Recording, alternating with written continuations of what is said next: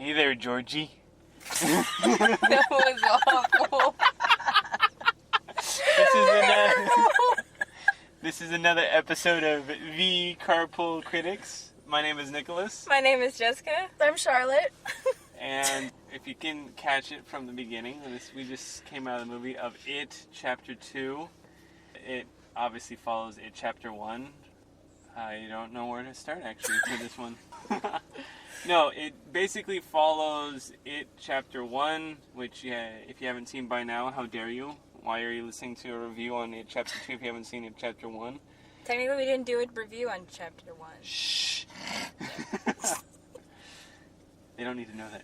They can Sorry. just watch it themselves. Okay. But recap of It Chapter 1, kids grow up in Derry, get harassed and haunted by a being that takes the shape of a clown, and they destroy it, or so they think, and that leads to It Chapter 2, where the clown comes back and they're adults 27 years later, and they have to face their fears again by attacking this being, maybe. Anyway, but yeah, what do you guys think of the movie? Would you recommend it? I think it's a great comedy. Yeah, to be honest, not really worth staying out on a work night, I think. Which is a shame because I love the book. I love Stephen King. The first part was actually scary and a quality, entertaining movie. But this just wasn't, it didn't offer as much as the first one. I feel like it didn't, follow through. Well, also for those listening, Charlotte is the only one out of the three of us that has actually read the book and who actually likes horror films. Nicholas and I are not really big on them. We usually laugh and joke about them. So this will be a very interesting review. Yes. But yes, I did find it very entertaining, especially watching Charlotte sit next to me and prepare herself for any scary parts, because she would curl up and I'm like, oh, scary, okay. Something's happening. So yes, I found it entertaining not only on the screen but also with Charlotte sitting next to me. So thank you. Oh, yes. Happy to give away the scary parts before they come. Or lack thereof, I guess. But There were some that spooked me. yeah. There was one where we both went, oh, jeez! I think it was one of those ones where that you think that there's going to be a pop-up and then there's not, and then there is, Yeah. they get you there, but It's a long delay. yeah. Well, that's kind of our spoiler-free type of Did review. you enjoy it, Nicholas? I did, which is surprising, but I'll get into that later. It's not something that you need to see in theaters, but, I mean, if you like the Stephen King genre and how they adapt that to the screenplay or to the big screen, then I definitely recommend it. If not, then you can take a pass. Save your $13 for home. Yeah, exactly. Or Netflix. Or Netflix. Yeah. But yeah, that's our spoiler-free review on it. Right now we're going to dig deep into the movie a little bit and talk a lot about spoilers. So, one of the big things in this film is facing your fears. And oddly enough, like Jessica alluded to earlier, I believe I've come full circle with this movie because I was scared out of my mind when I was a 4-year-old kid, sneaking in and watching my dad watch it, and I've been terrified of clowns ever since. Well, the idea of clowns. And to watch this movie and to be pretty much laughing all the way through it, maybe overcome the little things. But what do you guys think of the whole fear factor part of it, and how they had to continuously face their fears in this film? Well, I have a fear of insects, so for having them when they're at the Chinese restaurant and all those things come out of the fortune cookies was not my favorite scene, and no, I did not face my fear of insects. Or I don't like things when they have to deal with eyes, so there's another scene where something comes out of one of the eyes. A leper? No, it was Stanley's head when Oh, he turned into that yeah. creature, and then something comes out of his head or out of his eye, and I'm I looked away, I can't. You're a nurse. When things come to eyes, I don't like it. So, no.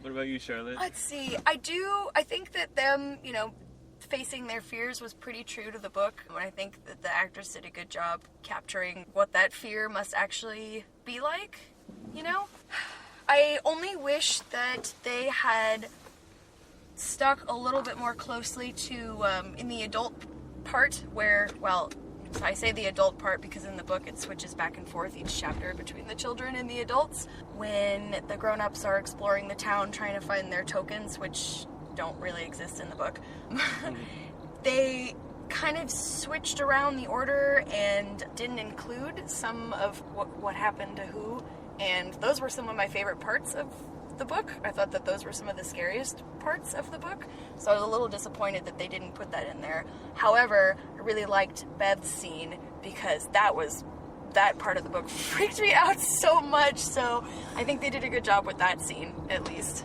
Yeah, I think actually Bev, played by Jessica Chastain, she did a really good job along with James McAvoy when he was this nice, cool, calm writer, and then when he had to go back to Derry, then his lisp came back and he was just going back to that skinny kid who lost his younger brother. When they left, they lost their memories, and then the longer they stayed in Derry, the more they got their memories back. Mm-hmm. So with that came back the lisp, which I thought that was interesting. The casting, though, that I liked was Eddie. They did a great job with Eddie. Because his eyes, that's the thing that struck me the most, is their eyes looked exactly the same. Yeah, they were both like the same nice color brown. Yeah, but it's the doleful eyes. James Ranson, who played the older Eddie, but he just has the same doe eyes as the kid who plays him. And obviously Bill Hader, and we can't go wrong with Bill Hader. He's hysterical. I think that was one of the best castings for this movie, was him. But apparently the occupation is different in the book. Yeah, he's a radio DJ, not a stand-up comedian, although since they barely touched on that, it really doesn't even matter all that much. Right. But, yeah. But one thing that I was actually really disappointed about is that with Bowers coming back and breaking out of his mental hospital, like, that was a significant chunk in the second half of the book because Pennywise was using Bowers to slow them down and to try and, like, actually kill them. So I feel like by leaving that out, they kind of did away with a lot of the intensity of it instead of not to say that the movie wasn't trying to be intense, but I just think that it was more, they went more for like the plot route, or rather I feel like they were just trying to like tie up loose ends from things that they didn't include in the first movie. Yeah. Instead of actually trying to make it stick to the book and be a quality standalone movie. You know what I mean? Right. Well, I liked how they, again, because I didn't read the book, but I liked how they had the actor mimic him still being a child, because yeah, it's 27 years later, but because he was locked up in an asylum, I mean, he still had that mullet. The way that he acted was still very childlike bully. So, I mean, I appreciated that, and I didn't feel like there was any need to keep... Yes. I suppose that I am biased, though, so don't take what I have to say too seriously. Well, actually, I think if you like that aspect of the story in the book, they really address that, I think, more so in the Tim Curry version. Oh, yeah? That one was more of a... Well, that was a mini-series, so I think they could fit a little bit more in, but when I think about it, I think the first chapter of this one was 3 hours, and this one was also 3 hours. So, right.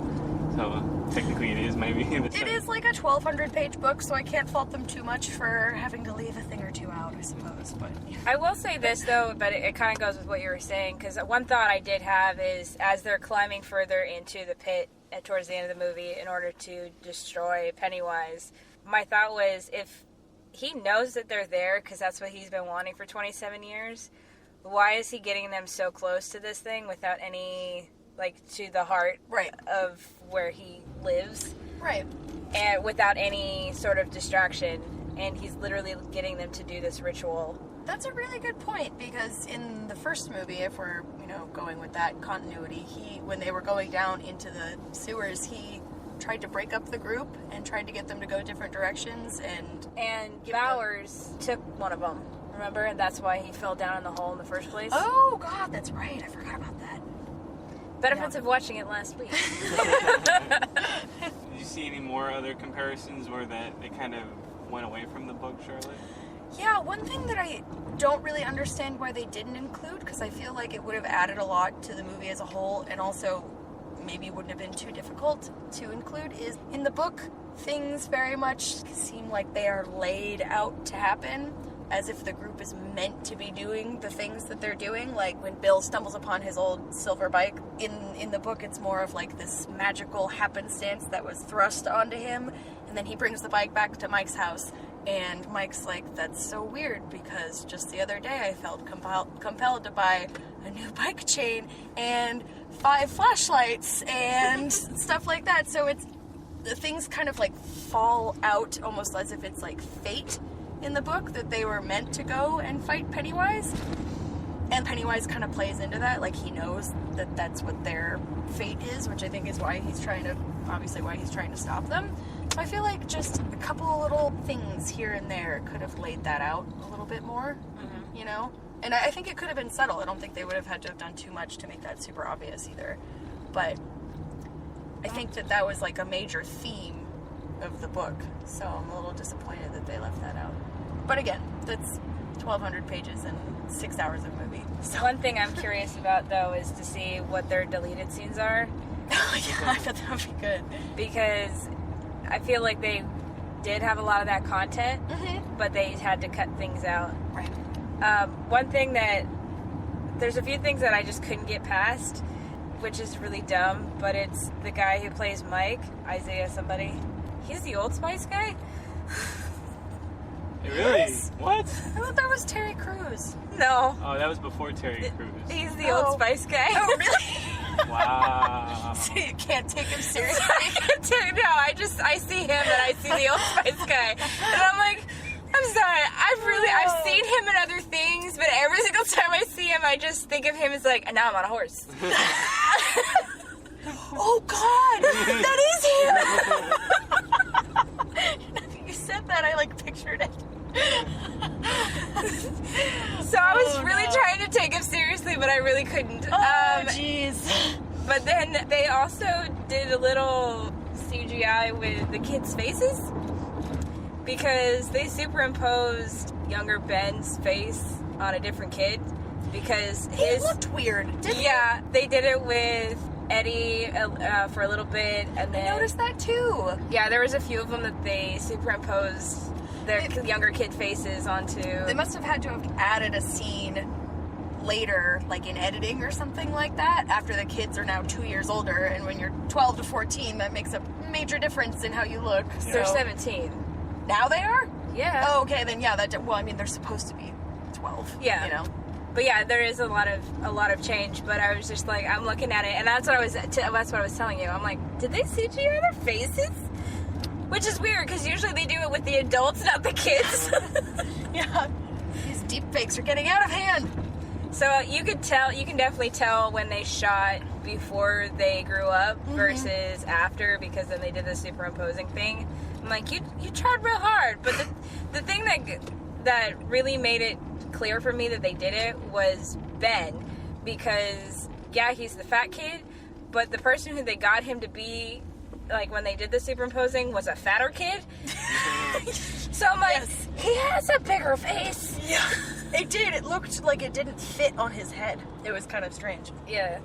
What did you think about that moment though, Jessica, when, I don't remember that kid's name originally, the one who did play Ben, but he kind of had like a real life, or obviously this book was written before what happened to that kid from Stand By Me.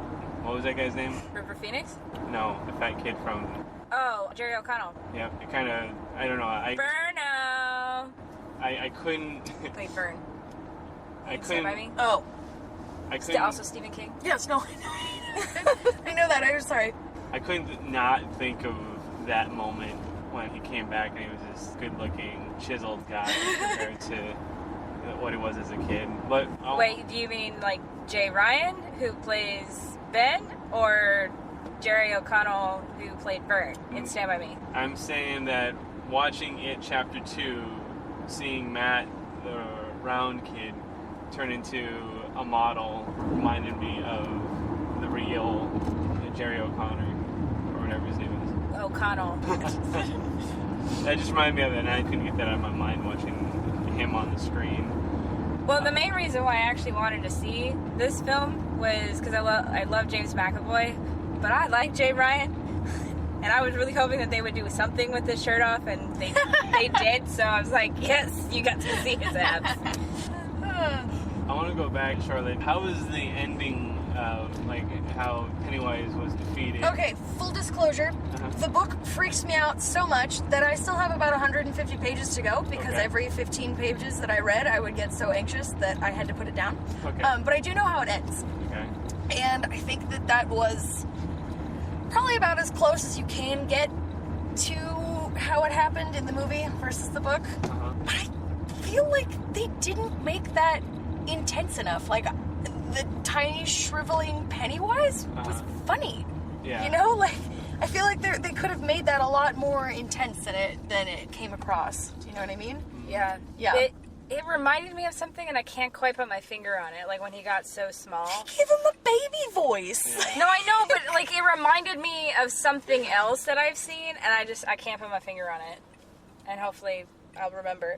The thing that I saw in an interview with Bill Skarsgård, the guy who plays Pennywise, and they asked him to show how to do the Pennywise smile, and apparently it's a Skarsgård thing. So Like his brother does that smile, and so he took it and made it his own, and apparently like a lot of his siblings can do that smile with the lip. Oh, really? Yeah, so that's weird. that's literally him doing that smile. That's not. Oh, Yeah, that's kind of creepy. it is a bit creepy. I think, though, that him, other than Bill Hader, Skarsgård was the best thing in this film. Oh, yeah. definitely. Especially with that was the other one with the little girl under the bleachers. Uh-huh. Oh, yeah. And he's like, it's like, oh, I could kiss that away. The port, Sort of wine. yeah, port wine stain on her face. Uh-huh. As he goes, on the count of 3, 1, Oh, 2, God. and then she goes, just waiting you're for supposed to count 3, and then he attacks, and like, we both jumped. I think that was the one. I think that was the one where we both actually jumped. What do you guys think? Because apparently he can do this too, like you said, with a smile, but also looking 2 different ways with his eyes. Yeah, Was that he's real? Yeah. That's real. Oh. He can actually do that. Because that definitely made it creepier. Yeah, no, that's him. A lot of it is Wow. him, yeah. Yeah, no, he's a really good actor. I feel like he was accurately able to portray a crazy person or like crazy space alien thing. Yeah. Yeah. What other parts of the film made you guys jump? For me, it's stupid, but it was the Pomeranian. Yeah, that was... Like, I was so good all the way through, and then when it Yeah. just morphed into this ugly thing, it just like quickly. Well, you like, knew it was coming, but it was still like, oh god. You Yeah. know? Yeah. I just like the subtleties that they have with it, though, because when Bev goes to her childhood home and she's dealing with the lady and she's like looking around, and all of a sudden you see her face just peering behind the door. Yeah. Or Naked. when that whole scene was just creepy, but when Ben is hiding in his locker at the school, when he's having that flashback, you see him hiding in the locker.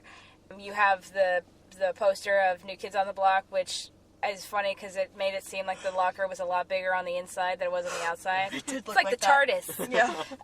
But then all of a sudden, like when he goes back again, like he's like, okay, it's clear, and then he like leans back, and then there he is. There's Pennywise, and you're like, oh my gosh!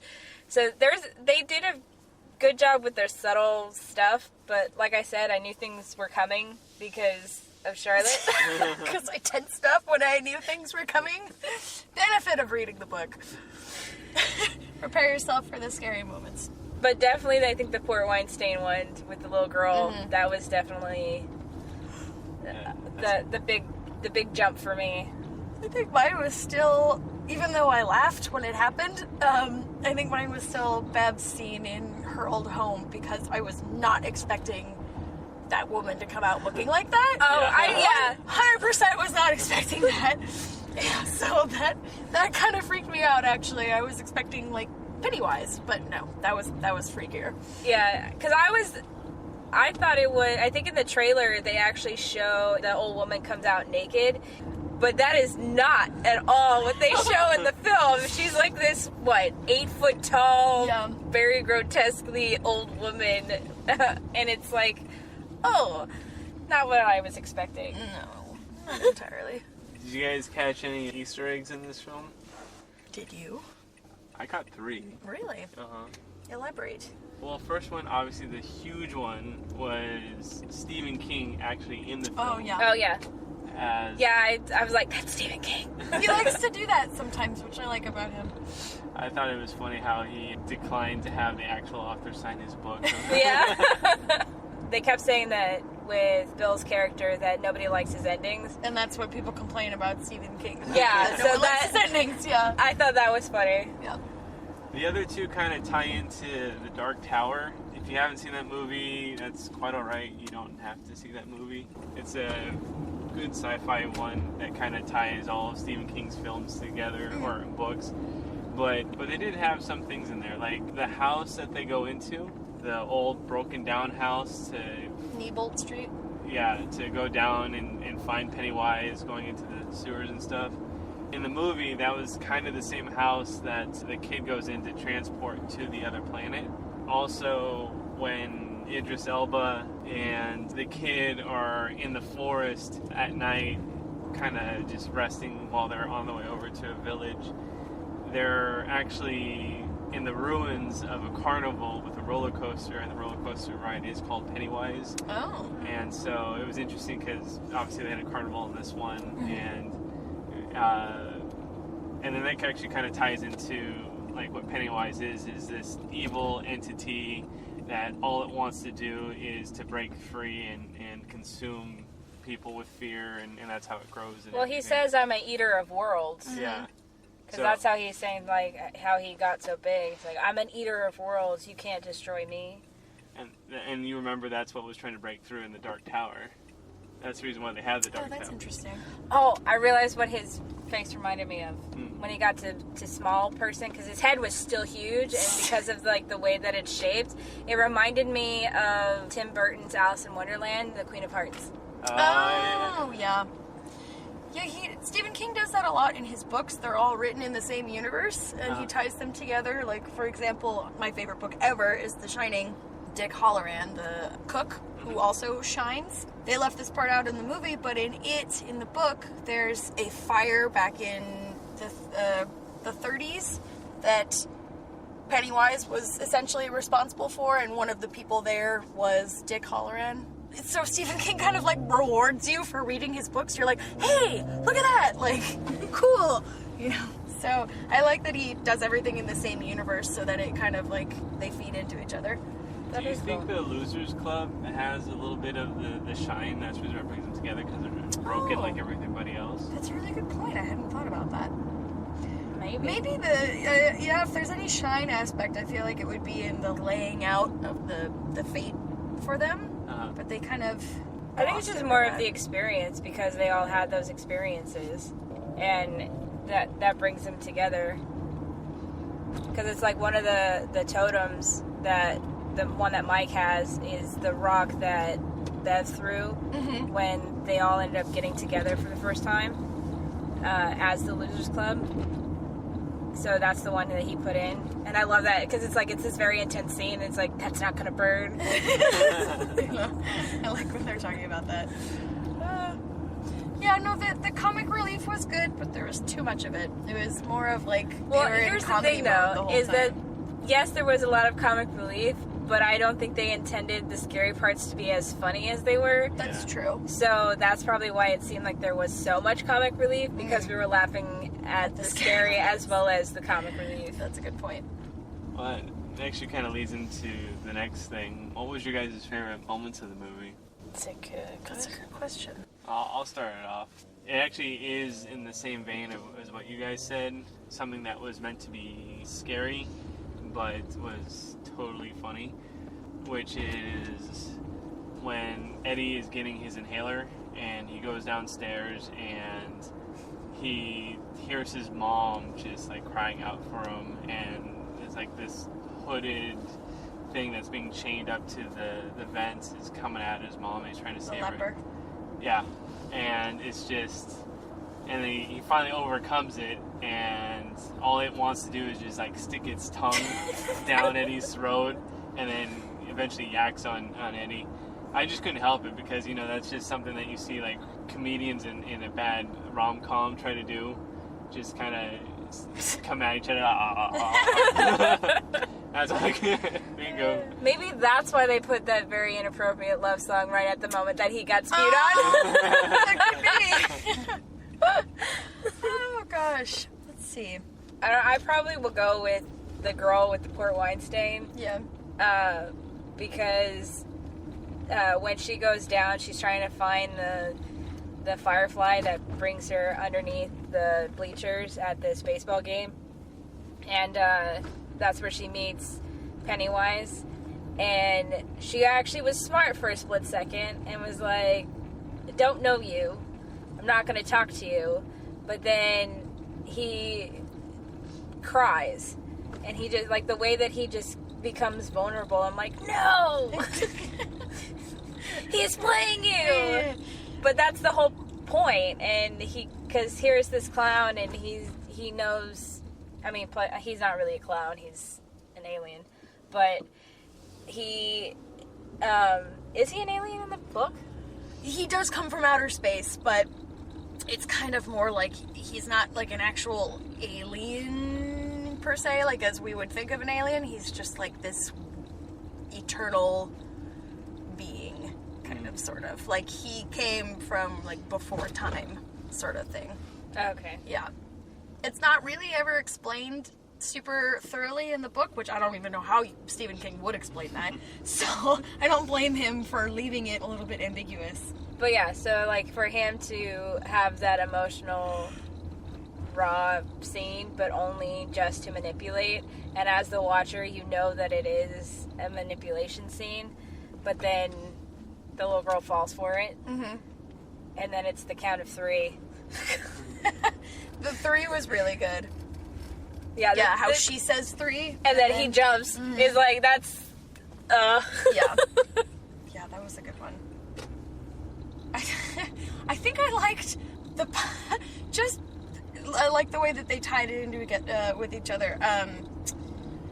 The pharmacist's daughter, who's kind of a bitch, Yeah. and then she's still a bitch later on in life. She's like dumbass or whatever she calls it, you know, like that made me laugh, but more so than some of the other things. Like it just seemed like more genuine, you know. I think it was just funnier instead of trying to be funny. her dad is just disgusting. Oh god, yeah. they made that old man gross. I mean, he was gross in the first film, but he just looked Yeah. I mean, and then he's talking about trying to get Eddie to believe that he has skin cancer, and I'm like, but look at your face. It's literally peeling. Yeah, look at your face, dude. You've got Like, come on. scabs on your face. What are you talking about? Yeah, that was a nasty old man, for sure. No, there was quite a... I could point out a few points, just because I don't mind getting scared sometimes, but it's not something I actually go out and search. Like haunted houses. I hate haunted houses. My best friend took me to one once, and I tried to run through it, and she wouldn't let me, so I didn't talk to her for 2 days. Because I hate those things. But I think because I was able to laugh at a lot of it, I didn't find it as scary as I was thinking it was going to be. So for that aspect of not being a horror buff or a horror film person, I enjoyed it. And like those few moments where they did get me. Because I laugh at myself, like, oh man, you got me. I wasn't expecting that one. I feel like I'm always disappointed by scary movies, though, because, like, I love to be scared, and I very rarely am by a scary movie. So, like, if I can find one that genuinely freaks me out, that's a rarity. I think more so, like we said earlier, the first one is more set up to be scarier. I think you're allowed to be more vulnerable because you're seeing it through the eyes of kids. This one, it really made fun of itself a lot. and I actually had a good time enjoying laughing throughout the whole film. I agree. But anything else to add on? No. No. All right. Well, that was our review of It Chapter 2. And now we're just going to move into things that we're excited that are coming out soon. Charlotte, do you want to start us off? Sure, yes. I think I'm most excited about that Joker trailer. One, I love Joaquin Phoenix, so I will see anything that he's in. And two, I'm just like really interested to, because like in all the Batman movies and the Batman universe, they're always alluding to like his backstory and what happened. So I'm finally ready to like see what that's about, like get that hammered out. I'm wondering if they're going to bring a Wayne into it. I'm very curious because they kind of allude in the comics that the Joker says that he's connected to Batman. So I'm curious if they have any sort of Tie that in. tie to a Wayne, not necessarily Bruce, but to a Wayne. Yeah, that's coming up pretty soon too, like in a couple of weeks. Yeah, I think so. What about you, Bubba? What are you looking forward to seeing? I want to see, going on the same vein, Birds of Prey. Birds or bird? I think birds. Okay, Birds of Prey. And they didn't really show a lot in the trailer. And this was actually the first time that I've heard of the movie, but this is the first time I actually saw the trailer. But it's Harley Quinn. And I really liked how they did the trailer because all of a sudden you see like all these red balloons going in front and we're like, oh, we're about to watch it. And then all of a sudden it says DC. And literally the entire audience is like, what? I almost leaned over to you. I was like, I didn't know this was a DC. I actually thought that. I'm like, this is DC? But then they show Harley Quinn and she says, I hate clowns. And so I thought that was very clever on what they did. But no, I'm very excited. I loved Margot Robbie's version of Harley Quinn in Suicide Squad. So I'm very curious to see how this movie turns out. Yeah, that one looks pretty good. I'm excited for that one as well. For me, it's a little different. It's sort of the same thing. They didn't really give away much for this movie, but I'm a huge Christopher Nolan fan. And so anything I see his name tied to, I definitely want to see.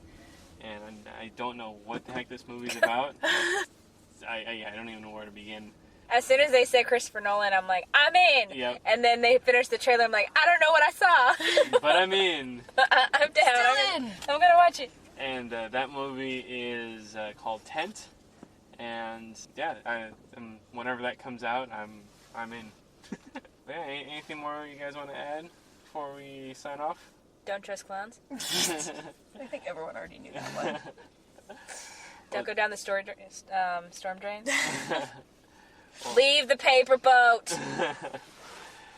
Well, Charlotte, we do appreciate you joining us on this one. Thank you so much for having me. This was a lot of fun. Hopefully we can get you back for, I think, Dr. Sleep. Oh, definitely. You could definitely get me back. Get your takes on that. But yeah, this has been the Carpool Critics. I've been Nicholas. I'm Jessica. I'm Charlotte. And beware of the red balloons.